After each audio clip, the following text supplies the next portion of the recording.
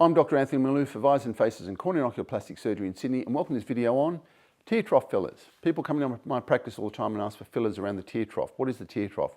Well, it's a stupid damn name. Sorry about that. Don't like it. Tears pass from the tear gland up here, across the eye, into the nose. So this zone here is called the tear trough. And I don't know why.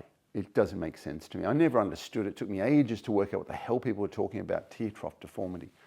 Anyway, so it's the junction between this lower eyelid, inner part, and the nose, and it's a hollow. Now, people come in and ask for fillers, and they'll say, oh, I saw these fillers can be done. Well, here's a brochure that we give patients for fillers, and this young woman on the front of this brochure, I'm going to put a lot of money down that she's never had a filler in her life. But that's what's used to sell fillers to everyone else, and unfortunately, a lot of people, particularly females, get caught up in it. It's the promise of beauty and aesthesis. You ain't getting it from that. So what do tear trough fillers do? Well, to show you that, I'm going to show you, yes, a human skull. And here it is. Don't know, we haven't actually given this skull a name out of respect. Everyone asks us what its name is, but here it is.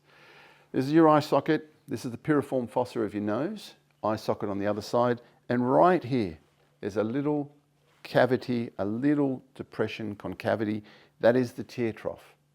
Just behind it is the tear drain. This thing is bone, and between that and skin is a little bit of muscle, and that's it. As you age, and yes, if you're lucky enough, you will age, and if you're not, options aren't great. But as you age, the muscle thins, and this concavity appears. So what can we do?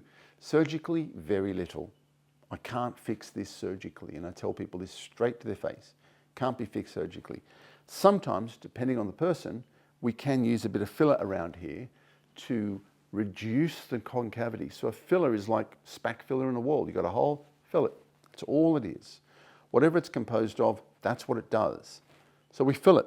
And what does that do? If you reduce that concavity, you get less lighting reflection. And after all, we're not just seeing what we see, we're seeing the reflection from lighting of what we see. So we reduce that. The problems there are getting it in the right place, and you've got really thin tissue that's stuck hard to bone. How do you lift it up? That's all very tricky. There are tricks to do it, but it also depends on how much muscle you have and how thin your skin is. If your skin is really thin, paper thin, yes, there are people with paper thin skin, fillers won't work so well. In fact, if I put it in, it will look blue. I offer fillers like this to people after surgery. I don't do it for people before surgery because the expectations are too high. Everyone thinks it's going to change their life. It doesn't. But it can soften some of these appearances. I use it as a tool to enhance the surgical outcome.